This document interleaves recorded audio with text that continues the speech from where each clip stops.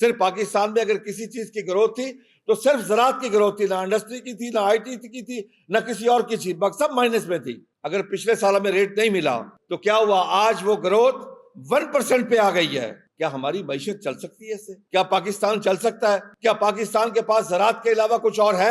کیا پاکستان زراعت کے علاوہ کچھ اور ایکسپورٹ کرتا ہے؟ میں نے پچھلی پریس کانفرنس پہ بالکل فگر دے کے امپورٹ ایکسپورٹ کے بتایا تھا کہ آپ کی ایکسپورٹ میں بہت زیادہ کمی آ گئی ہے۔ 91% آپ کی چیلیز کی ایکسپورٹ میں کمی آ گئی ہے، 87% آپ کی مکی کی ایکسپورٹ میں کمی آ گئی ہے، 50% آپ کی پیاز کی ایکسپورٹ میں کمی آ گئی ہے، 42% آپ کی چاول کی ایکسپورٹ میں کمی آ گئی ہے۔ یہ میں نے دسمبر، جنوری، فروری، مارچ کا ڈیٹا دے رہا ہوں آپ کو، اس سال کا اور پچھلے سال کا۔ کیسے یہ ملک چلے گا؟ اور کاٹن جو ہماری میجر فصل ہے جس کو ہم ایکسپورٹ کیا کرتے تھے، اس کی اس سال ان 4 ماہ میں 348% امپورٹ بڑھ گئی ہے۔ کیا آپ کے پاس زر مبادلہ ہے؟ آلریڈی ہم 10 سے 12 بلین ڈالر کی ایگریکلچر پروڈیوس کی باہر سے امپورٹ کر رہے ہیں۔ کیوں؟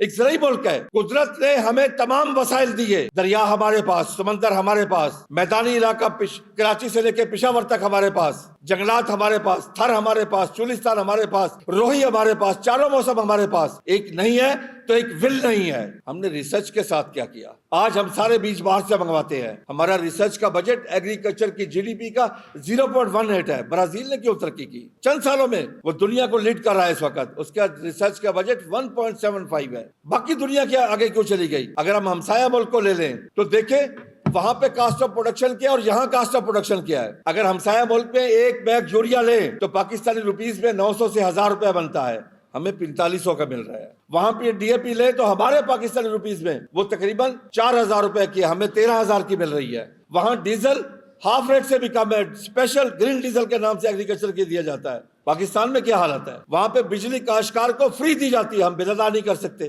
ہم کیسے زراعت کریں گے؟ ہمارے پاس کیا لیول پلینگ فیلڈ ہے کاسٹ آف پروڈکشن میں دنیا کے ساتھ؟ دنیا میں فیوچر مارکیٹنگ ہے۔ ہمسایہ ملک نے گندم کا ریٹ، یہ 2024-25 سال جا رہا ہے گندم کا، انہوں نے آج سے 6 ماہ پہلے 2025-26 کا ریٹ دے دیا کاشتکار کو، جو اس نے اگلے سال کاشت کرنی ہے۔ ہماری آج ہارویسٹنگ کے لیے تیار ہے اور ہمیں ریٹ کا نہیں پتا کیا ریٹ ملے گا۔ کوئی ایسا پروڈیوسر ہے جو اپنی چیز کا ریٹ طے نہ کرے سوائے کاشتکار کے علاوہ؟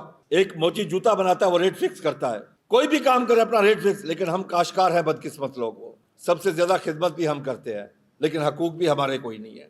ہمارا کوئی بیمار ہو جائے کوئی پینشن بھی نہیں ہے۔ کل حکومت نے ایک فیصلہ کیا، میری کل لاہور میں میٹنگ بھی ہوئی، فیصلہ کیا جی ہم ڈی ریگولائز کرنے جا رہے ہیں۔ میں خوش آمدید کہتا ہوں ڈی ریگولائز کو کہ صوبہ بندی بھی ختم، ضلع بندی بھی ختم، لیکن اگلی بات نہیں کی گئی جو خطرناک ہے وہ کاشتکار کے لیے، کہ ایک طرف کہیں کہ ہم نے ڈی ریگولائز کر دیا، دوسری طرف اگر روٹی کا ریٹ طے کر دیں، آٹے کا ریٹ طے کر دیں تو پھر کیا ہوگا؟ میں حکومت سے مطالبہ کرتا ہوں کہ فوری طور پر جو صحیح طریقہ ہے ڈی ریگولائز کرنے کا اسی مطابق کیا جائے۔ اعلان کریں کہ ہم پورا سال نہ روٹی کا ریٹ طے کریں گے نہ آٹے کا ریٹ طے کریں گے۔ آج اگر کوئی گندم خریدنا چاہتا ہے اسے خوف ہے کہ اگر اچھے ریٹ پہ میں خرید کر لیتا ہوں، کل حکومت آگے کہتی ہے تم نے روٹی 8 روپے کی 10 روپے کی بیچنی ہے تو پھر کیا ہوگا؟ دنیا میں ایسے بزنس نہیں چلتے، دنیا میں کوئی کاروبار اس طرح نہیں چلتا۔ آپ کے پاس زراعت کے علاوہ کچھ اور ہے ہی نہیں، آپ نہ انڈسٹری میں آگے جا سکے۔ آپ کی ایکسپورٹ ہی کیا ہے؟ ٹوٹل $30 بلین، اور $30 بلین میں $20 بلین تو صرف کپاس ہے، $4 بلین چاول ہے، اور اس کے علاوہ $2-3 بلین کی ایگریکلچر پروڈیوس اور ہے۔ اس کے علاوہ تو آپ کے پاس باقی $2-3 بلین ہی بچتے ہیں۔ جب آپ کے پاس زراعت کے علاوہ کچھ ہے ہی نہیں، پھر زراعت کو ترجیحات میں کیوں نہیں لاتے؟ پھر زرعی ایمرجنسی کیوں نہیں نافذ کرتے؟ ایک طرف تو آٹے کا ریٹ کنٹرول ہے، دوسری طرف چینی کا ریٹ کنٹرول کیوں نہیں ہے؟ آپ نے تو غریب آدمی کی ٹوٹل عیاشی کیا ہے، غریب آدمی کی، ایک مزدور کی 2 چسکیاں چائے کی، میٹھی چائے کی۔ آج چینی کا ریٹ 180 کر کے اس سے وہ 2 چسکیاں بھی چھین لی گئی ہے۔ اگر 1 روپے کلو ریٹ پڑے چینی کا تو پتہ کیا فرق پڑتا ہے؟ اس قوم کے اوپر کتنا بوجھ پڑتا ہے؟ 7 ارب 40 کروڑ کا بوجھ بنتا ہے۔ تو انہوں نے تو 60 روپے ریٹ بڑھا دیا ہے، خود اندازہ کر لیں۔ لیکن نہیں بڑھانا تو آٹے کا ریٹ نہیں بڑھانا۔ بھائی آٹے کی اگر روٹی ایک شخص 15 روپے کے لے کے کھاتا ہے، اگر گرمی میں بیٹھ کے کھائے تو 15 روپے کی ہے، اگر وہ پنکھا چلا کے کھا لے تو 30 روپے کی روٹی اسے پڑے گی۔ اس طرف خیال کوئی نہیں ہے۔ گھی سستا ہے، چینی سستی ہے، چائے کی پتی سستی ہے، بجلی سستی ہے۔ بھائی اب تو ٹول ٹیکس جو 20 روپے تھا کل میں گیا وہ بھی 70 روپے ہے۔ قہر کس پہ نازل ہو رہا ہے؟ صرف کاشتکار کے اوپر۔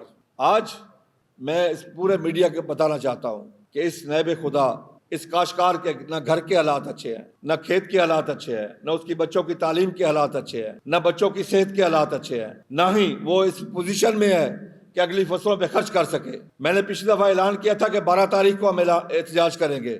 میں حکومت وقت کو 2 دن اور دے رہا ہوں، 14 تاریخ کر رہا ہوں۔ 14 تک اعلان کر دو، ورنہ اس ملتان پریس کلب کے باہر ہم کاشتکار ہزاروں میں آئیں گے اور ناک سے جہاں لکیریں کھینچیں گے پریکٹیکلی کہ ہم دوبارہ آپ پہ اعتماد کر کے گندم کاشت نہیں کریں گے۔ ہم سے گندم کس نے کاشت کروائی؟ محترمہ مریم نواز صاحبہ نے، جس نے یقین دلوایا کہ میں کاشتکار بھائیوں تمہارے ساتھ کھڑی ہوں، تمہارا نقصان نہیں ہونے دیں گے۔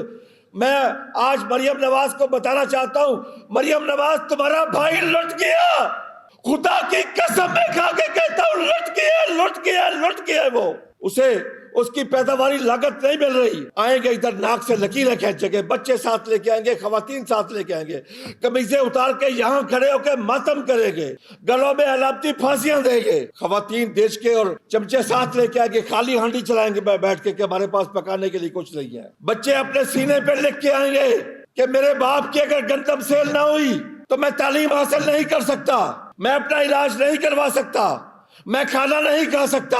کیا اس قدم پہ ہمیں مجبور کیا جا رہا ہے؟ محترمہ وعدہ بڑی ہے، اپنا اعتماد مت گواؤ۔